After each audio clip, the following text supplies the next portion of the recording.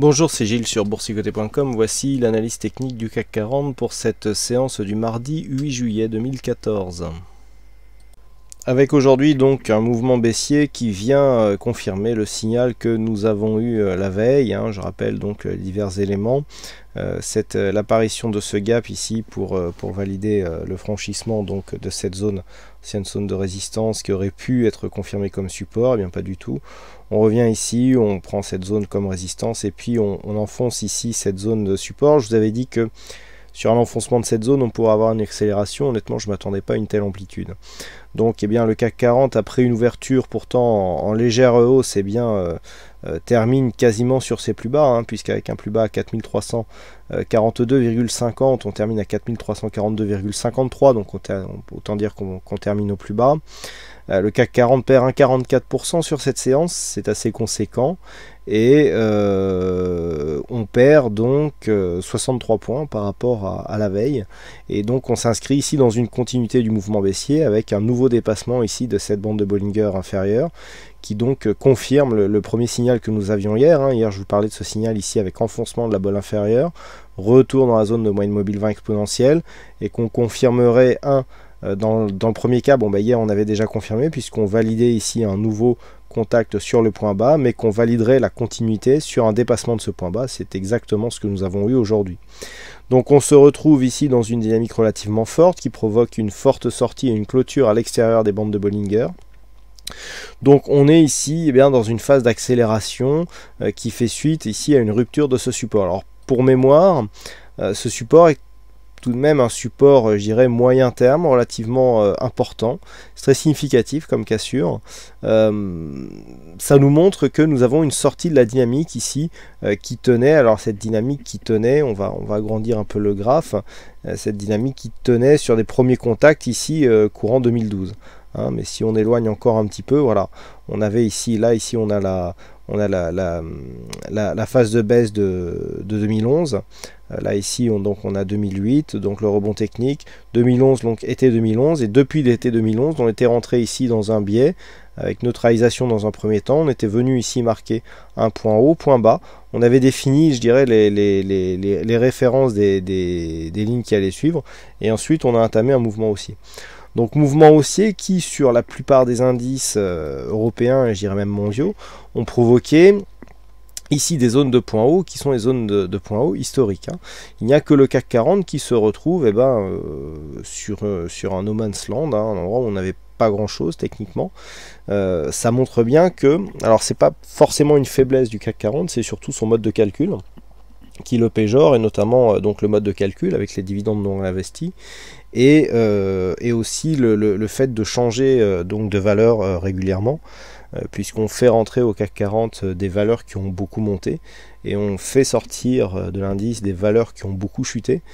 Je dirais que tout investisseur boursier sait que le meilleur potentiel de hausse d'une action, c'est quand elle a beaucoup baissé, et un bon potentiel de baisse, c'est quand elle est beaucoup montée. Donc ça aussi, cette répartition influe sur l'indice, et donc ce n'est pas forcément révélateur d'une différence dans la dynamique de l'économie entre par exemple la France et l'Allemagne. Alors c'est amplifié puisqu'il y a effectivement cette différence existe, mais ce n'est pas révélateur du fait de la variation de la valeur faciale du CAC 40. Voilà donc pour la parenthèse.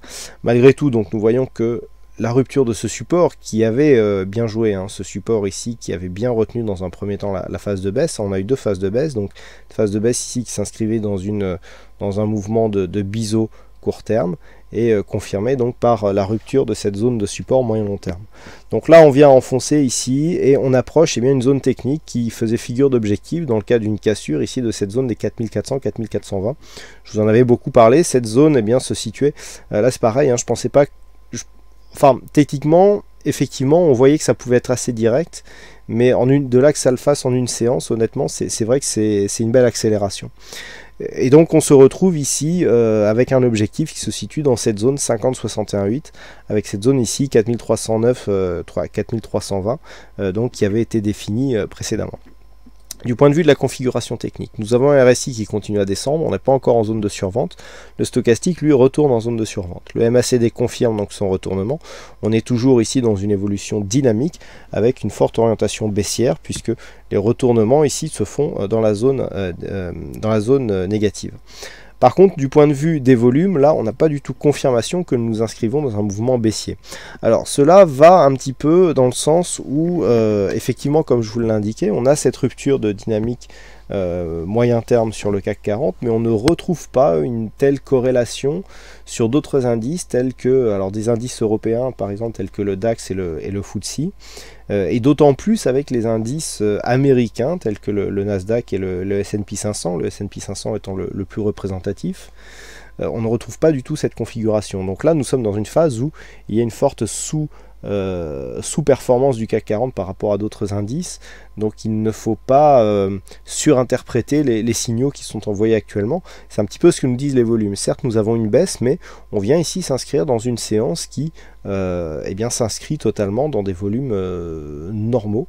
On est sur la moyenne ici des 20 dernières séances. Hein. Je rappelle que cette ligne ici en pointillé rouge, c'est tout simplement la moyenne mobile arithmétique des 20 dernières séances. Donc on voit que par rapport aux 20 dernières séances, c'est bien, sachant que 20 séances c'est à peu près un mois.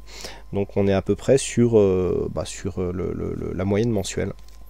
Donc là on voit qu'il n'y a pas de poussée et je dirais de volonté affichée de faire descendre le CAC. On est sur une phase, certes, d'un point de vue volatilité qui est un peu plus volatile, même si je vous indiquais que les retours de volatilité se faisaient sur des phases bien souvent de fortes phases d'accélération baissière.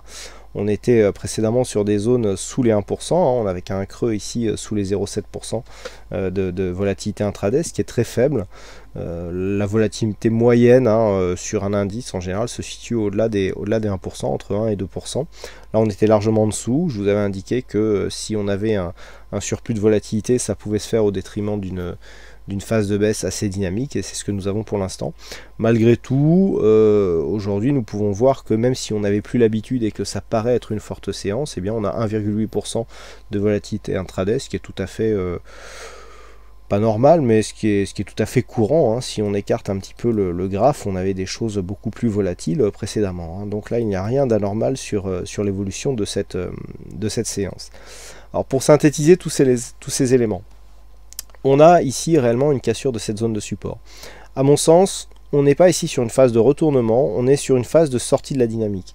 Il y a trop de décorrélation entre le CAC 40 qui est en nette sous-performance et d'autres indices comme le DAX ou les indices américains pour conclure qu'il y a un retournement du marché. Cette cassure existe aussi sur d'autres indices. Donc effectivement, nous avons une sortie de cette dynamique, mais il n'y a pas assez de corrélation suffisante avec d'autres indices pour conclure à comme je vous l'ai déjà dit, à un retournement de marché. Donc dans ce cadre, l'objectif ici qui se situe sur cette zone 4320-320 pardon, est une zone qui devrait normalement nous donner des réactions. On est ici sur une forte accélération baissière. On sort des bandes de Bollinger, ce qui démontre quand même qu'il y a une pression baissière sur ce mouvement, mais que nous sommes quand même sur un début de phase d'exagération par rapport à cette évolution. On sait que quand on commence à sortir fortement des bandes de Bollinger, eh bien, il y a des pressions qui commencent à s'exercer à la hausse pour notamment de la part des investisseurs contrariens qui jouent des retours ici à l'intérieur.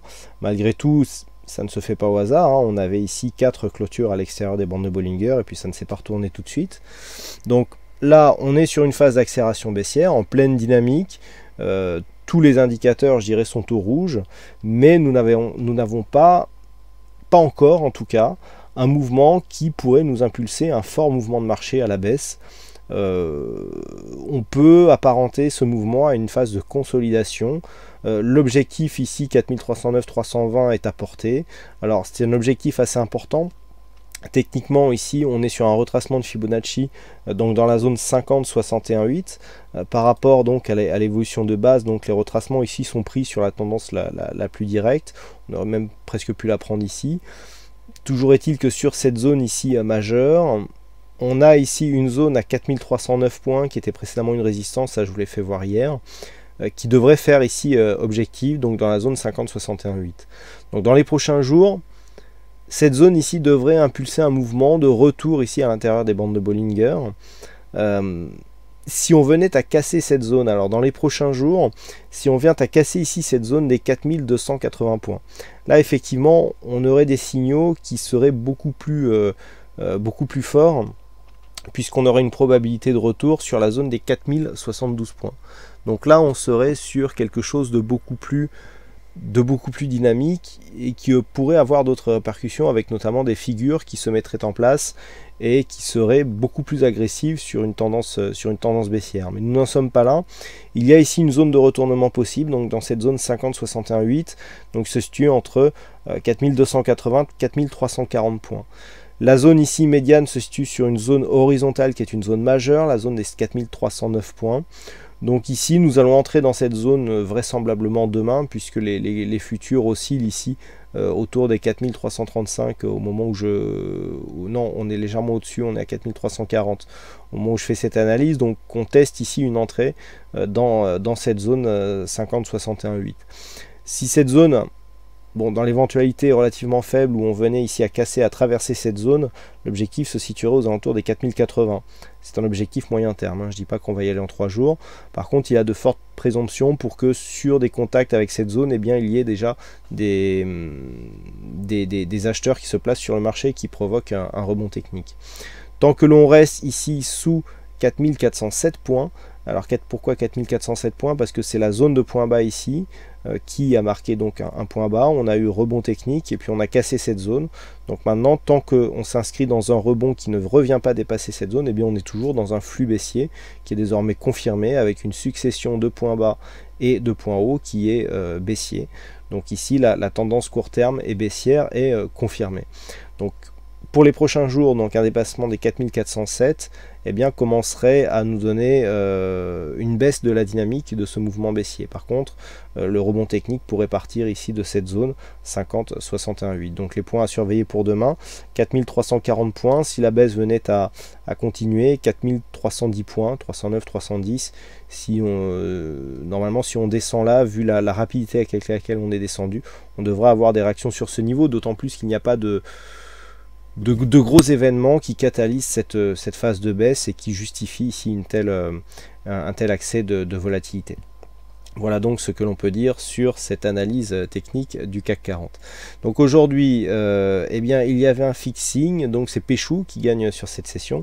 Bravo à toi Péchou. Je suis désolé, j'ai pas encore pu faire les statistiques pour la séance de demain. Alors vous avez vu que le niveau d'étoile confirme aujourd'hui la force des statistiques.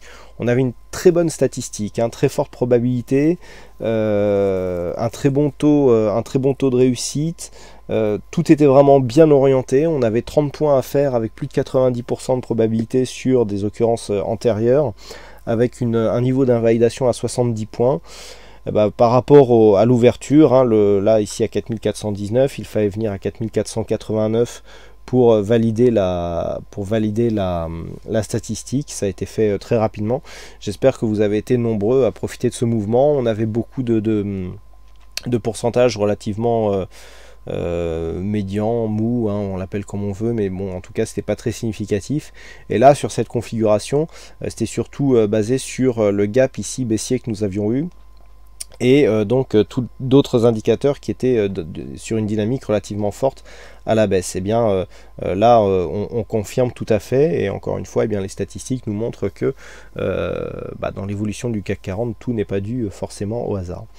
Voilà donc ce que l'on pouvait dire sur cette analyse technique du CAC 40. En attendant, je vous souhaite à toutes et à tous une bonne soirée, bonne chance dans le prochain trade, et on se retrouve encore dès demain pour d'autres analyses techniques en vidéo. Bonsoir à tous.